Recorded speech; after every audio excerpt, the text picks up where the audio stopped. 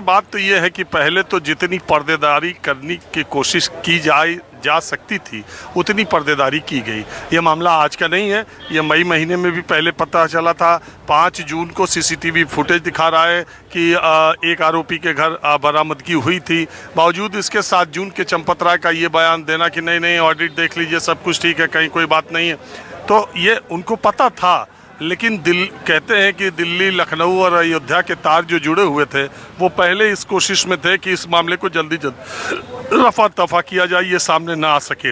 लेकिन चूंकि तार इतने लंबे थे और कड़ियाँ आपस में इतनी जुड़ती गई कि ये खबर को दबाया नहीं जा सकता था। और अंततोगत्वा जो एसआईटी का गठन हुआ और एसआईटी की रिपोर्ट जो सार्वजनिक नहीं हुई, उसमें इस तरफ इशारा हो गया कि घपला, घोटाला, चोरी तो हुई है। और उसके बाद तब ट्रस्ट के लोगों ने अब खुद से ही स्वीकार करना शुरू कर दिया।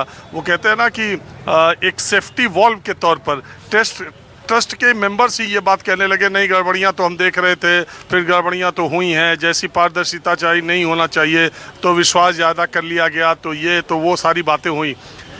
इससे मामला बनता हुआ नहीं दिखा और एक के बाद एक खुलासे जब होने लगे तो ट्रस्ट के पदाधिकारियों समेत तमाम उन लोगों को ये बात कहने पे मजबूर होना पड़ा कि अब व्यवस्था में परिवर्तन होना बहुत ज़रूरी है, बहुत गलत हुआ और ये सारी चीज़ें सामने हैं। तो निश्चित तौर पर आज की ट्रस्ट, देखिए, कहने के लिए तो ये 15 ट्रस्ट के लोग आए हुए हैं और ये 15 लोग बैठक है। आप भी जानते हैं और मैं भी जानता हूँ कि इस बैठक में जो निर्णय लिए जाएंगे उसके निर्देश, उसके आदेश, उसके इशारे कहाँ से आए होंगे और कहाँ से बातें हुई हैं। इतनी किरकिरी कभी नहीं हुई थी, कम से कम विश्व हिंदू परिषद की। इसका देखने को मिलेगा, ये तो समझ में आ रहा है। ये थोड़ी देर पहले मैं कह रहा था, पता नहीं आपने सुना कि नहीं सुना, कि ये जो कुल मिला के अभी तक इस बात पे बीजेपी हावी रहती थी कि राम मंदिर के मुद्दे पे कोई दूसरा क्लेमेंट नहीं है। राम से सीधा जुड़ाव जो है वो भाजपा का है,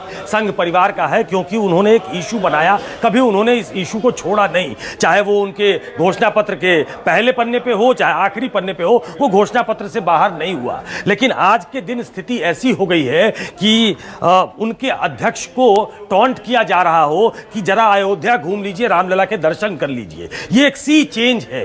और जिस तरीके से भ्रष्टाचार का मसला सामने आया है, तो मैं ये बार बार कह रहा था और फिर से द कॉस्ट ऑफ रिपीटिंग में कहता हूं कि विपक्ष ये बात कहेगा कि ये रेनकोट पहन के नहाना है, जैसा प्रधानमंत्री ने कभी मनमोहन सिंह के लिए कहा था कि हम बड़े स्वच्छ हैं, हाँ, हम पे ऊपर कोई दाग नहीं लग सकता क्योंकि हम इस आंदोलन से जुड़े हैं। वो आपको एक्सनरेट नहीं करता कि आप पे दाग नहीं लग सकते। तो आपके ऊपर भी कहा जाएगा कि आप रेनकोट पहन के नहा रहे थे, चाहे भाजपा के लोग हो, चाहे संघ के लोग हों, वो इसको जो क्लीन चिट देने की कोशिश कर रहे हैं, या एक वर्ग इसको क्लीन चिट देने की कोशिश कर रहा है, एक इकोसिस्टम ऐसा है जो ये बताने की कोशिश कर रहा है और दूसरे तरफ डिफ्लेक्ट करने की कोशिश कर रहा है कि वक्फ के जमीनों में क्या हुआ है, उसकी प्रॉपर्टी में क्या हुआ है, कोई उसका जवाब दे दे। आज भी इस तरीके का कुछ बयान आया है, अखिलेश यादव, राहुल गांधी कांग्रेस पे हमला करते हुए, केजरीवाल पे हमला करते हुए। लेकिन सबसे बड़ा सवाल है कि ये जो ट्रस्ट है, जो मैं कह रहा था, जिसपे बहुत सारे लोगों का ट्रस्ट नहीं रहा, उनका ट्रस्ट हो सकता है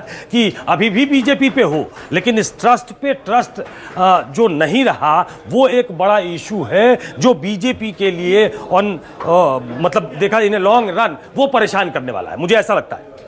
और इस पर नजरें बनी रहेगी जरूर जाहिर तौर पर। और ये ट्रस्ट पर भरोसा कैसे बढ़ेगा सुकेश जी? क्या पूरे ट्रस्ट को बदलने की जरूरत पड़ेगी या फिर जिन लोगों के नाम सामने आए हैं वही चेहरे बदल सकते हैं आगे आने वाले वक्त में? लेकिन इस सब के बीच एक बड़ी खबर आपको बता दें, राम मंदिर परिसर में इस वक्त बैठक हो रही है। ट्रस्ट के तमाम पदाधिकारी इसमें शामिल हैं। अयोध्या में राम मंदिर ट्रस्ट की अहम बैठक और आज इस मामले में कोई बड़ा फैसला वहां से निकलकर सामने आ सकता है, जिनमें चंपत राय जो कि पहले से इस्तीफा देकर बैठे हैं, अनिल मिश्रा, उनका इस्तीफा क्या स्वीकार होगा, गोपाल राव का भविष्य क्या होगा। इस सब के बीच जो कोषाध्यक्ष मौजूदा वक्त में हैं स्वामी गोविंद देव गिरी, क्या वो भी अपने पद पर बने रहेंगे या वहां पर भी कोई बदलाव होगा? सवाल इसको लेकर भी है। राजीव जी, अब सवाल यही कि जैसा कि सुकेश जी कह रहे थे कि इस ट्रस्ट पर लोगों का ट्रस्ट कैसे बढ़ेगा, सवाल फिर वही, क्या सब कुछ बदलना होगा भरोसा वापस से पाने के लिए, या फिर जिन चेहरों को लेकर सवाल हैं, जिन पर बड़े आरोप हैं, जिन पर अपनी जिम्मेदारियां थी इस पूरे ट्रस्ट को चलाने की, उनमें सबसे अहम नाम तो चंपत राय का ही है, क्या यही 3-4 चेहरे सिर्फ बदलेंगे?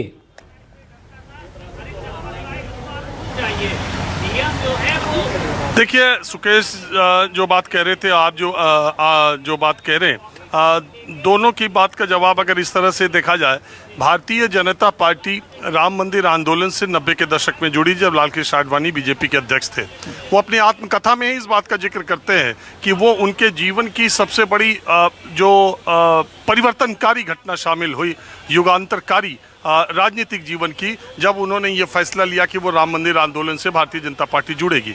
तो भारतीय जनता पार्टी से राम मंदिर आंदोलन कुल मिला के 36 सालों का है। अगर ऐसे साधु संतों का आंदोलन देखेंगे तो वो 400-500 सालों से चला आ रहा है लगातार, और झड़पें भी हुई दोनों पक्षों के बीच में 200 साल पहले, वो सारी चीज़ें इतिहास में है। बहरहाल मैं ये कहना चाह रहा हूँ कि भारतीय जनता पार्टी 90 के दशक में आई, और बहुत सारे लोग, ये डिबेटेबल है कि भारतीय जनता पार्टी को भगवान श्री राम ने ज़्यादा किया कि भगवान श्री राम के मंदिर के लिए भारतीय जनता पार्टी ने किया, क्योंकि भारतीय जनता पार्टी भी जहाँ तक पहुँची उसमें भगवान श्री राम का सबसे ज़्यादा योगदान है। न जाने देश में कितनी सरकारें गईं, कितनी सरकारें आईं, वो अयोध्या की वजह से हुआ, और भारतीय जनता पार्टी की सरकार के दौरान ही ये फैसला आया, और उसके बाद से श्री राम जन्मभूमि पर उन्होंने एक तरह से कॉपीराइट कही है अयोध्या पर, या उसी तरह के से आरएसएस, बीजेपी, वीएचपी और बीजेपी ने उसको लिया।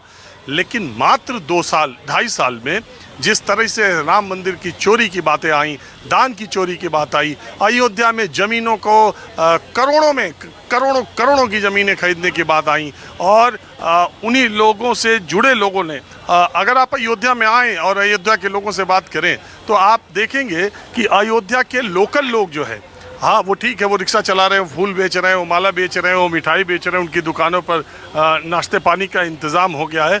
लेकिन जो बड़े इस्टेब्लिशमेंट हो रहे हैं, जो बड़े होटल हैं, जो बड़े धंधे हैं, वो किनके हाथ में हैं, और ये जो ज़मीनें खरीदी गई वो किसने खरीदी और कैसे खरीदी गई, और ज़मीनों के दाम कैसे बढ़ाए गए।